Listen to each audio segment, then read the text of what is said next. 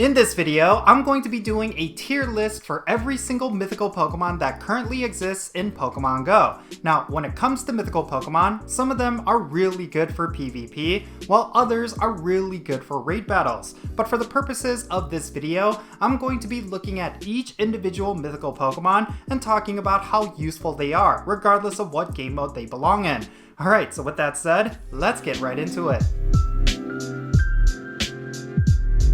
Alright, here we go. Let's dive right into it. So, we have here every single mythical Pokemon that was once released in Pokemon GO at one point or another, and we're going to be going in order of generation. And yeah, some of these Pokemon are actually really good, while others are definitely going to fall in the trash tier.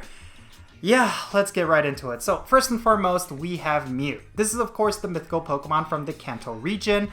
And I'm actually going to slot this in the A tier. Now the reason for that is of course because Mew is a phenomenal Pokemon for the Great League. It has a lot of type coverage with a variety of different moves, and it actually is really good. Like, if you happen to have yourself a Mew with really good PvP IVs, it could actually take you pretty far within the Go Battle League. Of course, you're going to need a lot of charge TMs because in order to get the right moveset, you're going to be burning through a lot of them. Yeah, Mew has a massive move pool, and it's definitely going to be a top tier Pokemon when it comes to all of these mythicals. Next up, we got Celebi, which is of course the mythical from the Johto region, and yeah, unfortunately this one's going to be a D tier. Now, the reason why I say that is of course because when it comes to Jirachi, it really doesn't have anything going on in Pokemon GO. Like, it's not going to be a good raid attacker. You might see it in the Great League, especially among the lower ranks.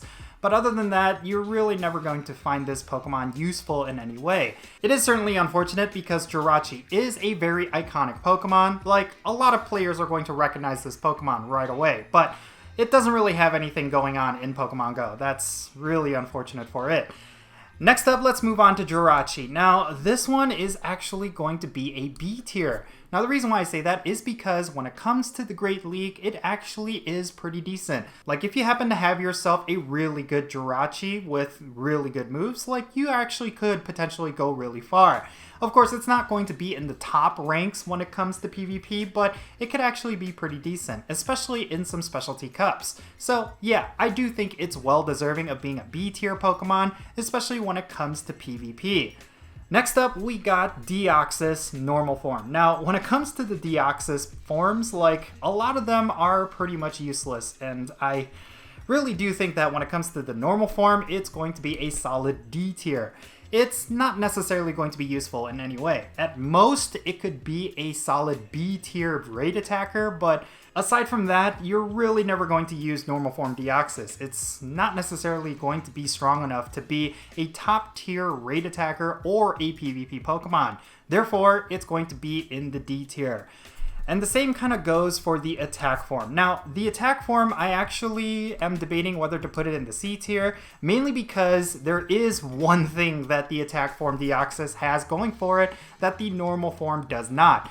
And that is the unique quality that attack form Deoxys is a super easy 5-star raid boss. So you could actually solo this raid boss if you have the right counters. And because of that, it is a phenomenal boss for farming up rare candies and rare candy XL. So in a way, it is actually useful because of that one thing. So yeah, maybe I'll just land it in the C tier. That kind of makes sense for it. I mean, it's not going to be useful when it comes to raid battles or PvP. It's just way too glassy for PvP, and when it comes to raid battles, there's always going to be much better options when it comes to psychic type attackers. So because of that, I'm going to put it in the C tier, specifically for the reason that, well, you could farm it up for a lot of rare candy. And yeah, that's pretty much all it has going for it. And then of course, we have defense form Deoxys. This one is going to be an A tier, and yeah, what more can be said about this Pokemon? It's phenomenal for the Great League, even more so than Mew. Like, if you happen to get yourself a defense form Deoxys with good PvP IVs, you're going to go really far in the Great League. Unfortunately, it doesn't see a lot of play within the Ultra League or Master League, but when it comes to the Great League, it is a phenomenal Pokemon. It has a lot of bulk, it has a very unique moveset with a lot of type coverage. This Pokemon is the quintessential PvP Pokemon, so it is definitely one prioritizing whenever it is out in raids. And then of course we got Speed Form Deoxys, and there is no speed stat in Pokemon Go. There really is no point of this Pokemon existing. It is going to be our first trash tier Pokemon, and yeah, I really have nothing else to say. This Pokemon is completely useless. It's not going to be good for raid battles, it doesn't even have a good enough moveset, and it's not going to be good for PvP. Maybe in the future they could give it some kind of attack that will make it useful, maybe in the Ultra League, but I really do not think the stats support that. Like, it's pretty much useless in this game, and that's really unfortunate because I do think it has a cool design. And yeah, unless they bring in a speed stat into Pokemon Go, which I really don't see how that would fit in with Pokemon Go, there's never going to be a point where you're going to find the Speed Form Deoxys useful. But yeah, next up, let's move on to Darkrai. This one is going to be a solid A tier. It's actually really good as a Dark-type raid attacker. It's not necessarily the absolute best. Like, of course, there's a lot of S-tier Dark-type raid attackers that currently exist that are actually pretty easy to get, but if you don't have those specific Pokemon, Darkrai is a very good investment. It's a very solid Dark-type raid attacker. It could be really handy for Team Go Rocket battles and gym battles and different things like that. And unfortunately, it's not going to be good for PvP. But when it comes to PvE content, it's actually going to be pretty solid. And at one point, it was the top tier Dark-type raid attacker, but of course, over time, as more Pokemon came out, it actually fell a little bit. But still, I would consider it an A tier when it comes to all of the Mythicals. Next up, we got Shaman. This one's going to be another D tier. Unfortunately, there's just no point where you're going to find this Pokemon useful. It might be good in PvP in some specialty cups, but I really do not think it's ever going to be a frequent appearance in the Great League. Like, it's just not good, unfortunately. There's a lot better options when it comes to grass types, and, you know, I just don't see a reason why you would ever want to invest in this Pokemon. And the same kinda can be said for its Sky form. Like, you know, it does have flying type attacks, but it's essentially not going to be that useful. Maybe we could put it in the C tier, considering that it is considered top tier in some specialty cups, but I still think it's more deserving of being a D tier Pokemon. And then next up, let's move on to Victini. This one I'm actually going to put in the B tier. Now, the reason why I say that is because when it comes to those specialty cups, there are times where Victini is going to be one of the best Pokemon in your arsenal.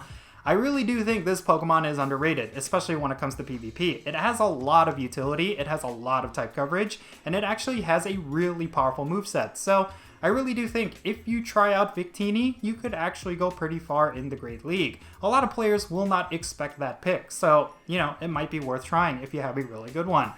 And then next up, we got Keldeo. This one is a top tier fighting type raid attacker, but unfortunately it's not the absolute best. But for what it is, it's actually pretty good. And it's pretty comparable to Darkrai when it comes to fighting types. So I'm actually going to slap it in the A tier. I think that's a perfect landing spot for this Pokemon. If you happen to have yourself a good Keldeo with good IVs, it might actually be worth investing into. And yeah, that's going to be another A tier Pokemon. Next up, let's move on to Meloetta.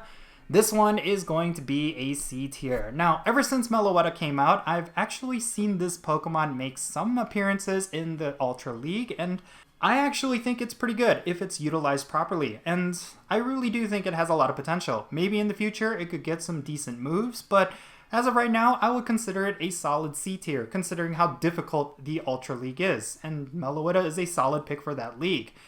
And yeah, I really can't see it as a good raid attacker, unfortunately, and maybe it could be good in the Great League, but for now, I'm going to put it in the C tier because it is a solid pocket pick for the Ultra League.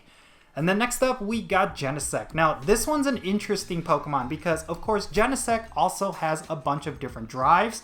Like, at the time that I'm recording this video, Genesect is actually in 5-star raids with the Burn Drive. And yeah, depending on what drive it has, it's going to have a different version of Technoblast, which is a very powerful move.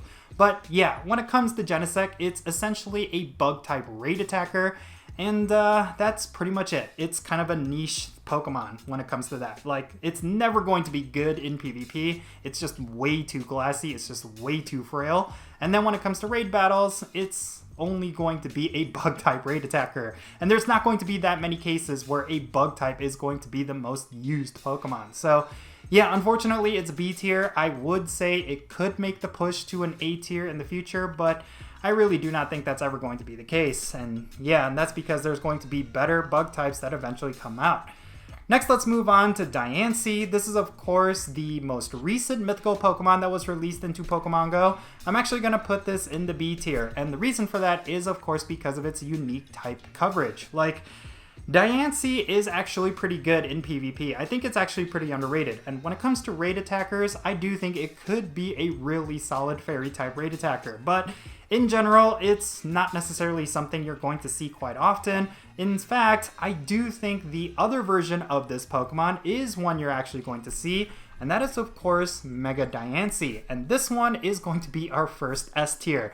Now, it's kind of cheating at this point because it is a Mega Evolution, but I would actually consider it its own thing because of just how powerful it is. It's one of the best fairy type raid attackers right now, and I actually think it has a lot of utility. Considering it has that duo typing of rock and fairy, I think that gives it a lot of type coverage as well. So yeah, I think it's a solid S tier, and it totally makes sense when it comes to all these mythicals. Next up, we got Hoopa. I'm going to put Hoopa in the D tier. It's not going to be useful. Actually, I'm going to put it in the C tier. And the reason for that is because I have seen Hoopa used in the Great League to some great effect. So I do think it has some potential. Unfortunately, though, it's not going to be a good raid attacker. It's not going to be top tier when it comes to the Great League or Ultra League. So it's really going to be one of those niche picks. And you might see it every now and then within specialty cups. Now, when it comes to Hoopa Unbound, however, which is of course a form of Hoopa, this one is actually going to be an A tier. It's a top tier psychic type raid attacker, believe it or not.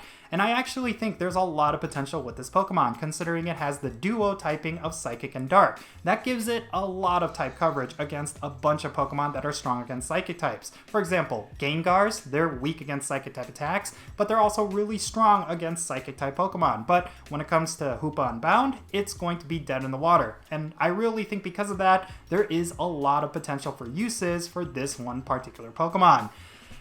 Alright, now we're coming to the final stretch, and we of course have Meltan and Melmetal. Now, Meltan, of course, because of what it is, it's going to be a trash tier Pokemon. Obviously, you're never going to find any uses for this Pokemon, maybe in some small cups that, you know, has a CP limit that's really low. Other than that, I really cannot see Meltan being useful from a gameplay point of view, but it is cool as a Pokemon, like the fact that it was a Pokemon that was meant to be introduced for Pokemon GO specifically. I think that's really cool. It's a very unique Pokemon for that specific reason. But of course, its evolved form is the version that a lot of players actually care about. And that is of course Melmetal. This one is going to be an obvious S tier when it comes to all of the mythical Pokemon that currently exist in Pokemon GO. I think Melmetal is the one Pokemon that gets used the most. And the reason for that, of course, is because it is top tier when it comes to both the Ultra League and Master League. And on top of that, this is the one mythical Pokemon that you could actually use as a gym defender. That is actually really unique because Melmetal has a lot of stats that make it incredibly bulky, and it has a lot of type coverage with its moves.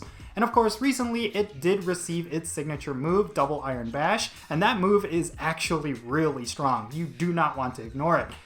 And yeah, because of that, it is an obvious S tier in my opinion. I do think this Pokemon is incredibly useful when it comes to Pokemon GO. And there you have it. This was my tier list for every single mythical Pokemon that currently exists in Pokemon GO. Now, of course, in the future, as more mythical Pokemon come out, this tier list is definitely going to see a change. And I do think that there are going to be some mythical Pokemon that eventually get released that are definitely going to change things up. Arceus is actually one mythical Pokemon that I think a lot of players are very much anticipating. I do think that Pokemon is going to be one of the strongest, if not the strongest Pokemon in the game when that Pokemon comes out. And I really do think when it comes to all of these mythical Pokemon, it's pretty much going to bow down to that one Pokemon. And yeah, I'm really excited to see what the game is going to look like when that Pokemon comes out, but there's still plenty of other mythical Pokemon that have yet to be released, and I'm really curious to see how Niantic is going to handle them. In any case, yeah, there you have it. This was my tier list for all of the mythical Pokemon that are currently available in Pokemon GO, but of course, this list might look different for every single player. If you find yourself disagreeing with this tier list, definitely say so down below in the comments. Let me know what you would change about this tier list, because I'm pretty sure as people experience different things in Pokemon Go or emphasize certain aspects of Pokemon Go, they're going to have different Pokemon take priority over others. So I would love to know what you're thinking in that regard.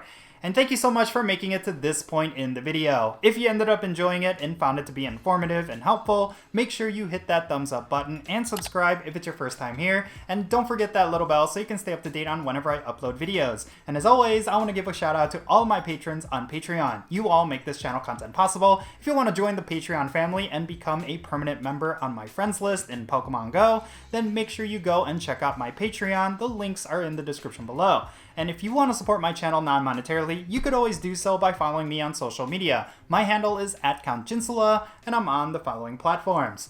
Alright, and that's going to be it. I'm Count Jinsula. Be safe, have fun, love yourself, and I'll catch you all later.